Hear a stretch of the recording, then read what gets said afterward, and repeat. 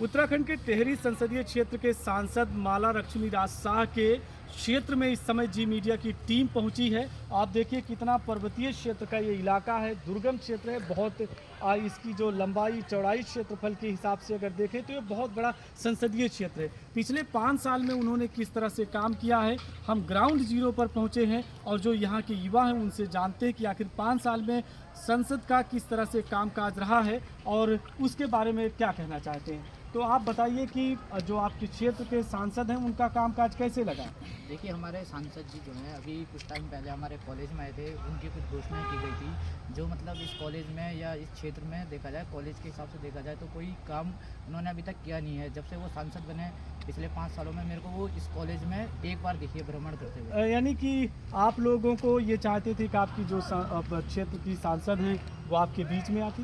बिल्कुल बिल्कुल, क्योंकि देखिए जहाँ पे युवा होता है उसे सबसे ज़्यादा ज़रूरी उसका शिक्षा का क्षेत्र है। जैसा आपने कहा कि दुर्गम क्षेत्रों के बच्चे यहाँ के कॉलेज में पढ़ने आते हैं, तो जब हमारी सांसद जब इस चीज़ पे नज़र डालेंगी कि कितनी कठिनाइयों से बच्चा यहाँ पे पढ़ाई के लिए आ रहा है, उनके लिए सुविधाएं लाएंगी तो बच्चा आगे बढ़ेगा। जैसे क्योंकि शिक्षित समाज में ही एक अच्छा समाज बन सकता है। तो बाकी बहुत सारी, जैसा कि अभी पवन ने बताया हमें कि काफ़ी सारी घोषणाएं की थी, लेकिन अभी तक हमारा महाविद्यालय यहाँ पे एक स्थायी रूप से एमकॉम तक नहीं खुल पाया है, क्योंकि दुर्गम क्षेत्र के जो बच्चे आते हैं यहाँ पे उन्हें भी कहीं दूर दराज जाना पड़ता है पढ़ने के लिए। जब उन्हीं लोगों के लिए ये कॉलेज यहाँ पे खोला गया है, इस क्षेत्र में खोला गया है, तो सांसद जी का ये कर्तव्य बनता है कि अधिकारियों को आदेश दे के यहाँ पे सारी सुविधाएं उन्हें दी जाएं ताकि छात्रों को, आप लोग क्या विद्यार्थियों 5 साल का आपने कामकाज कैसे देखा, कितना मार्क करते हैं। नहीं, हमने 5 साल से, मैं भी इस महाविद्यालय का 4 साल से छात्र हूँ। एक ही दौरा मेरे सामने उन्होंने महाविद्यालय का किया है।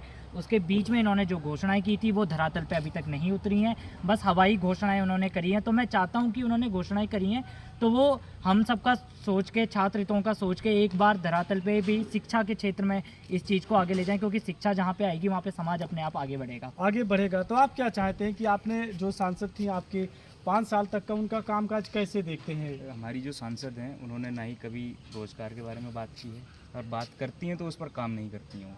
और बाकी हमारे महाविद्यालय का लिया जाए तो हमारे महाविद्यालय की बिल्डिंग एक्सपेंड होनी थी, वो काफ़ी 3 साल हो गए, 3 साल से अभी तक कुछ नहीं हुआ उस चीज़ में। ना ही हमारे महाविद्यालय का स्टाफ बढ़ा है, ना ही हमारे महाविद्यालय की फैसिलिटीज़ बढ़ी हैं, ना ही हमारे महाविद्यालय की बिल्डिंग बढ़ी है, लाइब्रेरी में किताबें तक नहीं बढ़ी हैं, जो कि बहुत अहम चीज़ें हैं युवाओं के लिए। अच्छा, युवाओं के सामने चुनौती भी है रोजगार की, आपने भी जिक्र किया, आखिर में उस दिशा में कुछ कामकाज आगे बढ़ा हो। ना, बिल्कुल भी नहीं। आप तो ऐसे एक सवाल है कि आखिर में युवा सबसे ज़्यादा स्किल डेवलपमेंट और रोजगार के लिए बात करता है। आपने 5 साल में सांसद के अगर कामकाज को देखें तो आप कैसे देखती हैं, क्या चाहती हैं।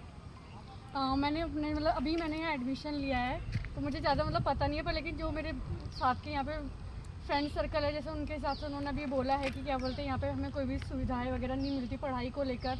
चाहे गेम्स हो गए, गेम्स में भी जब यहाँ पे निरीक्षण हो रहा था तो तभी यहाँ पे ग्राउंड्स वगैरह बने। तो मैं चाहती हूँ हमारे कॉलेज को शिक्षा के तौर पे भी आगे लेके जाए हमारी सांसद। ये सबसे बड़ी महत्वपूर्ण बात है। देखिए 5 साल का कामकाज है और सांसद का जो काम है वो बिल्कुल समाप्त होने जा रहा है। 2024 का लोकसभा चुनाव शुरू होने जा रहा है और उस हिसाब से अगर देखें तो टिहरी लोकसभा क्षेत्र में ये बहुत ही दुर्गम क्षेत्र है, पर्वतीय क्षेत्र है। वैसे में जो युवा हैं वो ये ज़रूर चाहते थे 5 साल में अगर कामकाज उनके भविष्य के लिए होता तो बेहतर होता।